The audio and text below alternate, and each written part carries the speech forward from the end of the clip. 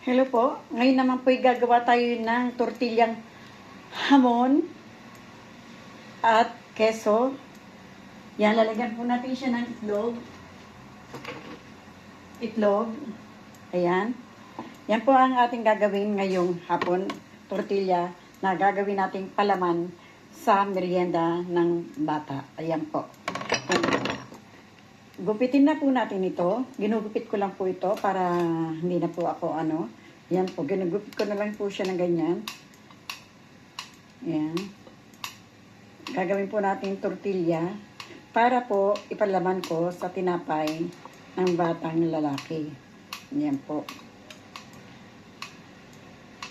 Meron na po akong kawali. Nilagyan ko na po yan ng mantika para po hindi na tayo magtagal. Ayan po.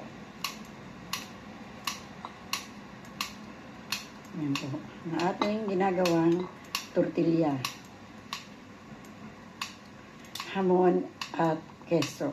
Ayan po. Lalagyan po natin siya ng 2 itlog. Ayan po. Ayan.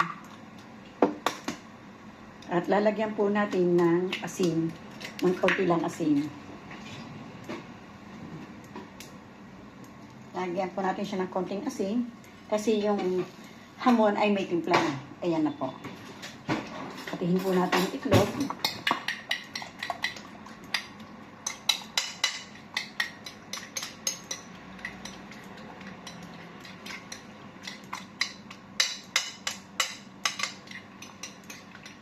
Lagay na po natin. Pakita ko po sa inyo pag ito po ay natapos na.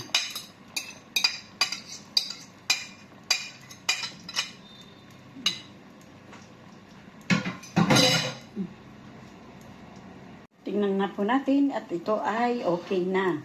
Ayan, ito na po ang ating tortilla na hamon at keso. Ayan po. Nayari na po ang ating tortilyang hamon at keso. Ayan. Salamat po sa inyong pagsama sa akin sa araw na ito. Sa araw-araw po na inyong pagsama kay Tita Amy. Thank you very much po. Bye-bye po. I love you all. Ayan.